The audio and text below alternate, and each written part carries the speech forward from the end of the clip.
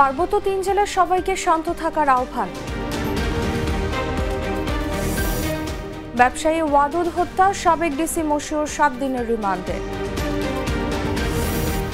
খাগড়াছড়িতে ১৪৪ ধারা জারি।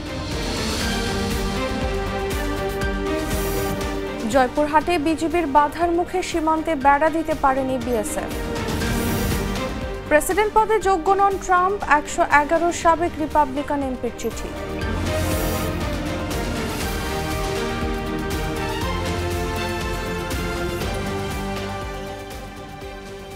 এতক্ষণ শুনছিলেন সংবাদ শিরোনাম। সন্ধ্যা ৭টা নিউজে সবাইকে আমন্ত্রণ জানাচ্ছি, সাথে আছি আমি তাসলিমা তিথি। পাকা টমেটো আর সিক্রেট রেসিপির কম্বিনেশনে তৈরি ব্রাউন সসের বস। এবারে চলে যাচ্ছি পুরো খবরে। বৃহস্পতিবার খাগড়াছড়ি ও আজ রাঙামাটিতে শ্রেষ্ঠ সমস্যা নিরসনে আন্তরিকভাবে কাজ করছে সরকার। 18 সেপ্টেম্বর এক ব্যক্তিকে পিটুনি ও পরবর্তী সময়ে তার মৃত্যুর ঘটনাকে কেন্দ্র করে চলমান হামলা, আক্রমণ ও প্রাণহানির ঘটনায় সরকার গভীরভাবে দুঃখিত এবং ব্যথিত। সরকারের পক্ষ থেকে আইনশৃঙ্খলা বাহিনীকে সর্বোচ্চ সংযম দেখাতে এবং পার্বত্য ৩ জেলায় বসবাসকারী সব জনগণের নিরাপত্তা নিশ্চিত করতে নির্দেশ দেওয়া হয়েছে। শুক্রবার প্রধান উপদেষ্টার প্রেস উইং থেকে দেওয়া বিজ্ঞপ্তিতে জানানো হয়েছে এসব কথা। বিজ্ঞপ্তিতে বলা হয়, আইন নিজের হাতে তুলে না নেওয়া এবং ধ্বংসাত্মক কাজে লিপ্ত না হওয়ার জন্য সবাইকে নির্দেশ দেওয়া হচ্ছে। আইন নিজ হাতে তুলে নেওয়া এবং যে কোনো সম্পত্তি ধ্বংস করা দণ্ডনীয় ও গর্হিত অপরাধ। সহিংসতার সঙ্গে সম্পর্কিত সব ঘটনার সুষ্ঠু তদন্ত আর দায়ী ব্যক্তিদের বিচার নিশ্চিত করা হবে। এছাড়া আগামীকাল স্বরাষ্ট্র উপদেষ্টার নেতৃত্বে সরকারের উচ্চ পর্যায়ের একটি প্রতিনিধি দল খাগড়াছড়ি ও রাঙামাটি পরিদর্শন করবে।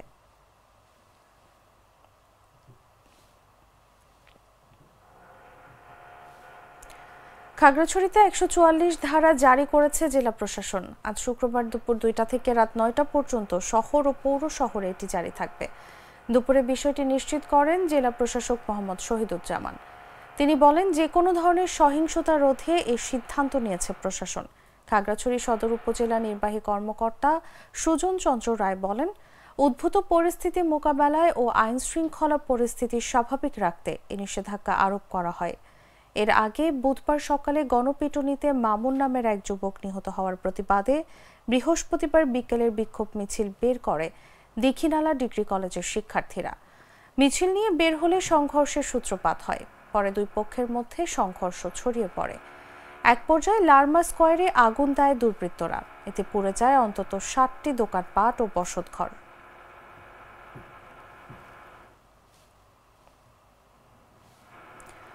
খাগড়াছড়ি সহিংসতা ও মৃত্যুর ঘটনার পর সহিংসতা ছড়িয়ে পড়েছে আরেক পার্বত্য শহর রাঙামাটিতেও। এতে একজনের মৃত্যু হয়েছে।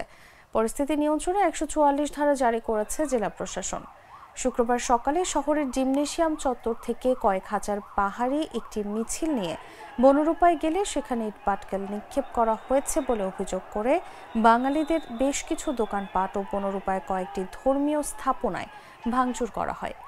এ সময় রাস্তায় চলাচলকারী প্রচুর যানবাহন ভাঙচুর করা হয়। এ ঘটনার পর লাঠিসোঁটা নিয়ে মাঠে নামে বাঙালিরাও। তাদের পাল্টা হামলায় ব্যাপকভাবে ক্ষতিগ্রস্ত হয় কাঁঠালতলিতে অবস্থিত মৈত্রী বিহার। আগুনে পুড়িয়ে দেওয়া হয় বনরূপায় পাহাড়িদের মালিকানাধীন সাজানো দুটি ব্যবসা প্রতিষ্ঠান।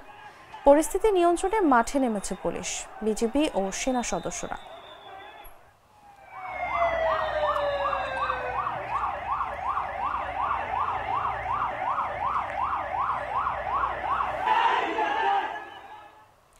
সম্প্রতি কোথাও কোথাও গণপিটুনি দিয়ে মানুষ হত্যার নৃশংস ঘটনা ঘটছে।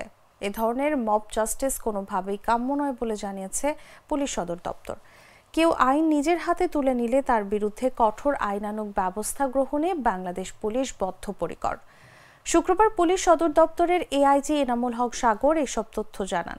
তিনি বলেন, কোনো ব্যক্তি অন্যায় বা অপরাধ করলে জাতীয় জরুরি সেবা 999-এ অথবা নিকটস্থ থানায় যোগাযোগ করুন।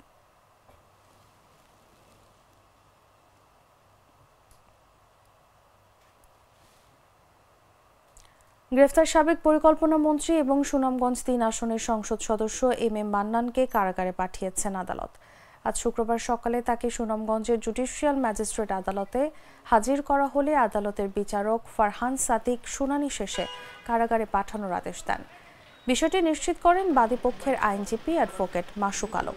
আদালত সূত্রে জানা যায়, বৈষম্য বিরোধী ছাত্র আন্দোলনের সময় শিক্ষার্থীদের উপর হামলা ও সংঘর্ষের ঘটনায় সাবেক এই মন্ত্রীকে আদালতে হাজির করা হয়।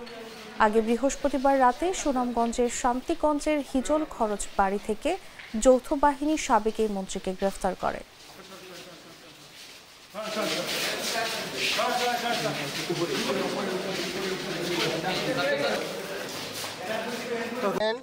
যে বিগত 4 আগস্ট সুনামগঞ্জে ছাত্র জনতা এবং আইনজীবীর উপরে একটা শান্তিপূর্ণ আন্দোলনে, গণতান্ত্রিক আন্দোলনে আওয়ামী লীগের দূষররা, আওয়ামী লীগের ছাত্রলীগ, যুবলীগ, ছাত্রলীগ এবং পুলিশের সহায়তায়, পুলিশের প্রত্যক্ষ মদদে এবং আজকের যে আসামি এম এ মান্নান সাবেক পরিকল্পনা মন্ত্রী, ওনাদের নেতৃত্বে এবং নির্দেশে হুকুমে আমাদের উপর আক্রমণ চালায়। Police tear shell, rubber bullet নিক্ষেপ করে। এতে শত শত বিএনপি, জামাত এবং ছাত্র জনতা আহত হয়। আমরা আইনজীবীরা আহত হয়, আমি নিজেও আহত হয়েছি।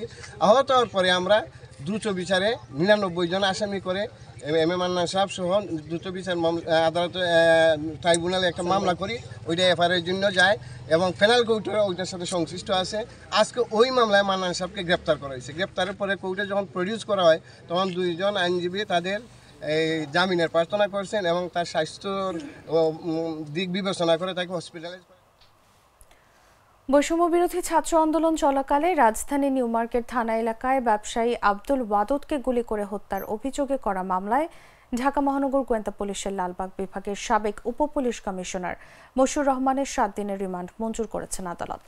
শুক্রবার ঢাকার মেট্রোপলিটন ম্যাজিস্ট্রেট সাদ্দাম হোসেনের আদালত শুনানি শেষে এই আদেশ দেন। এর আগে বৃহস্পতিবার রাতে রাজধানী থেকে মশিউর রহমানকে আটক করে গোয়েন্দা পুলিশ। বৈষম্য বিরোধী ছাত্র আন্দোলনের সময় গত 19 জুলাই বিকেলে নিউ মার্কেট থানার নীলক্ষেত এলাকায় পুলিশের গুলিতে ব্যবসায়ী আব্দুল ওয়াদুদ মারা যান। এ ঘটনায় তার শ্যালক আব্দুর রহমান, সাবেক প্রধানমন্ত্রী শেখ হাসিনা, সেতুমন্ত্রী ওবায়দুল কাদের সহ 130 জনের বিরুদ্ধে হত্যা মামলা দায়ের করেন।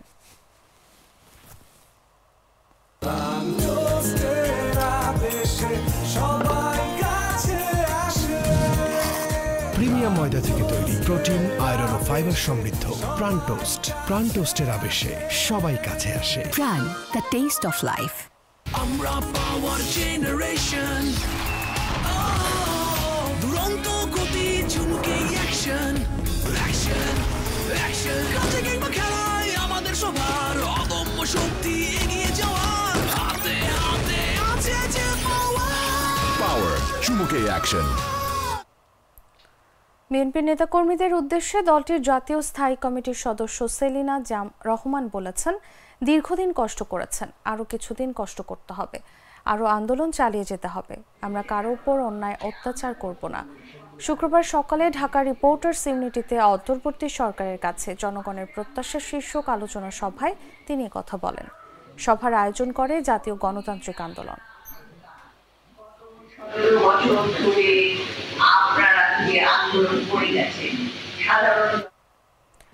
জয়পুরহাটের পাঁচবিবি সীমান্তে বিজিবির বাধার মুখে কাঁটাতারের বেড়া দিতে পারেনি ভারতীয় সীমান্তরক্ষী বাহিনী।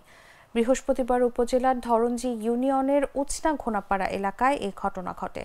এই ঘটনার পর থেকে স্থানীয় বাসিন্দাদের মধ্যে আতঙ্ক বিরাজ করছে।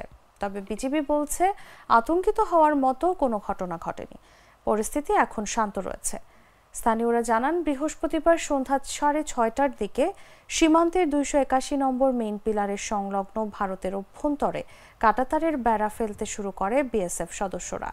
এ সময় বিজিবির হাটখোলা ক্যাম্পের সদস্যরা বাধা দেয়, পরে তারা ফিরে যান।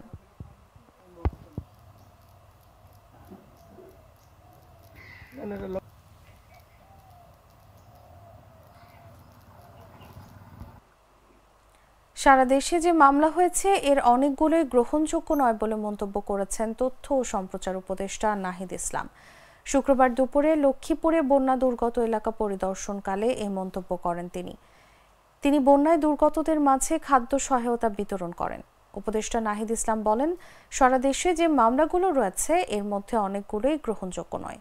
সেক্ষেত্রে আমাদের আহ্বান, সুনির্দিষ্ট অভিযোগের ভিত্তিতেই যেন মামলাগুলো করা হয়। সেই মামলার ভিত্তিতেই যেন পুলিশ সহ প্রশাসন দ্রুত ব্যবস্থা ও জড়িতদের গ্রেফতার করে। রাষ্ট্রীয় সংস্কার কার্যক্রম নিয়ে তিনি বলেন, ইতিমধ্যে আমাদের 6টি সংস্কার কমিটি রয়েছে। অক্টোবর মাস থেকেই সংস্কারের কার্যক্রম শুরু হবে।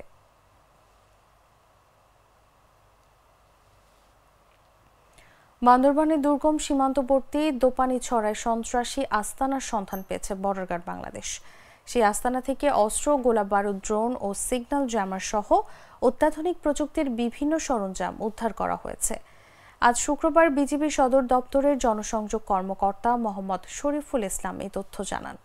এছাড়াও ওই স্থানে অবজারভেশন পোস্ট, পরীক্ষা, অস্থায়ী অস্ত্রাগার, বিশ্রামাগার, কুক হাউস ইত্যাদির সন্ধান পাওয়া গেছে, যার সবকিছু সমূলে ধ্বংস করা হয়েছে বলেও জানান বিজিবির এই কর্মকর্তা।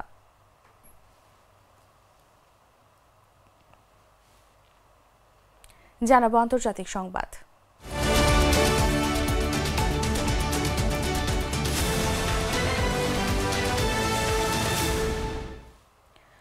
যুক্তরাষ্ট্রের রিপাবলিকান পার্টির 111 জন সাবেক আইন প্রণেতা মনে করেন এই মুহূর্তে প্রেসিডেন্ট হওয়ার জন্য প্রয়োজনীয় গুণাবলী ও সক্ষমতার ঘাটতি রয়েছে ডোনাল্ড প্রার্থীর। এমনকি এসব এমপি তাদের দলীয় প্রার্থী ট্রাম্পের পরিবর্তে ডেমোক্রেটিক পার্টির প্রার্থী কমলা হ্যারিসকে সমর্থন জানিয়ে চিঠিও দিয়েছেন। বুধবার একটি চিঠি প্রকাশ করে কমলা হ্যারিসের নির্বাচনী প্রচারণা শিবির, সেখানে স্বাক্ষর রয়েছে এই 111 জন সাবেক এমপির। স্বাক্ষরকারী এমপিরাও চিঠিটির বিষয়বস্তু ও নিজেদের নাম দস্তখতের বিষয়টি নিশ্চিত করেছেন। ট্রাম্পের গত মেয়াদের শাসনকাল স্মরণ করে চিঠিতে আইন প্রণেতারা বলেন, এর আগে যখন তিনি ক্ষমতায় ছিলেন সে সময় প্রায় প্রতিদিন সরকারের মধ্যে কোনো না কোনো ইস্যুতে হট্টগোল বাধত। এছাড়া 2021 সালের 6 জানুয়ারি ক্যাপিটাল হিলে হামলার পেছনে তার উস্কানি ছিল। এর মাধ্যমে তিনি প্রেসিডেন্টের শপথ ভঙ্গ করেছেন।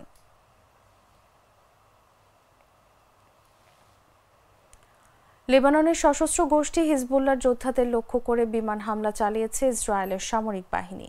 তারবিহীন যোগাযোগের যন্ত্র, পেজার ও রেডিও বিস্ফোরণের পর বৃহস্পতিবার লেবাননের দক্ষিণাঞ্চলে এই হামলা চালায় ইসরায়েল। আর এটিকে গত 1 বছরের মধ্যে দেশটিতে ইসরায়েলের সবচেয়ে বড় হামলা হিসেবে ধরা হচ্ছে। ইসরায়েলের প্রতিরক্ষা বাহিনী বলেছে, বৃহস্পতিবার গভীর রাতে চালানো এই অভিযানে তাদের যুদ্ধবিমানগুলো 2 ঘন্টারও বেশি সময় ধরে দক্ষিণ লেবাননের শত শত মাল্টিপল রকেট লঞ্চার ব্যারেলে আঘাত এনেছে।